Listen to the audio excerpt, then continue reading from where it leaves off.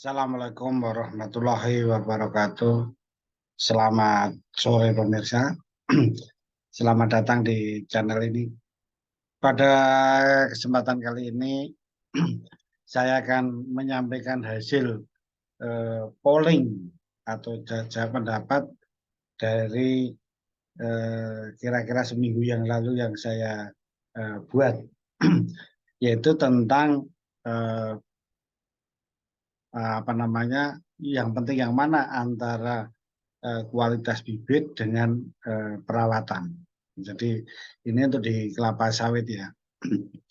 Jadi yang akan kita sampaikan pertanyaannya adalah kira-kira bagaimana hasil panen sawitnya antara tiga pilihan polling berikut ya. Yang pertama, bibit unggul tetapi tidak dipupuk dan tidak dirawat. Kemudian yang kedua, bibit abal-abal tapi dipupuk standar dan dirawat. Yang ketiga, bibit abal-abal tidak dipupuk dan tidak dirawat. Jadi tentunya hasil polling ini saya cukup senang menggambarkan bahwa Bapak Ibu sekalian yang ikut polling ini atau komunitas ini tentunya sesuai yang saya harapkan. Nah itu senangnya saya karena yang memilih bibit abal-abal tidak dipupuk dan tidak dirawat ini sangat kecil. Sangat kecil, hanya 3%. Nah, jadi ya ini mungkin yang jawab ini juga mungkin iseng saja gitu. Jadi punya kebun ya bibitnya asal kemudian dibiarkan ya mungkin meragukan kalau hasilnya eh, cukup eh, baik gitu, cukup banyak maksudnya. Nah, kemudian hasilnya yang lain yang memilih bibit abal-abal tapi dipupuk standar dan dirawat itu 70%. Nah, tentunya ini dibandingkan dengan bibit unggul tapi tidak dipupuk dan tidak dirawat. Nah, ini yang memilih ini adalah 27%. Ya. Jadi ini memang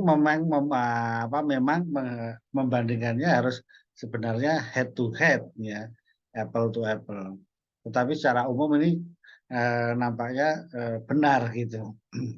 Jadi kalau kita ini untuk menjawab sebenarnya pertanyaan yang tidak langsung, bahwa kita jangan hanya mengandalkan sudah beli bibit unggul, nah ini, tetapi kalau terus tidak dipupuk, tidak dirawat, hasilnya juga ya rendah, nah, karena tidak disokong oleh agronomis yang bagus, apalagi memang tanahnya eh, lahannya itu kurang bagus.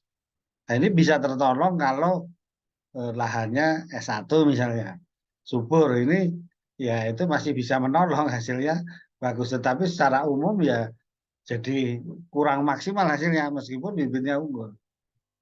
Kemudian untuk yang memilih kedua ini, ya bibit abal-abal tapi kalau dirawat ya habis-habis hasilnya bisa bisa agak tinggi lah kan gitu, bisa agak tinggi.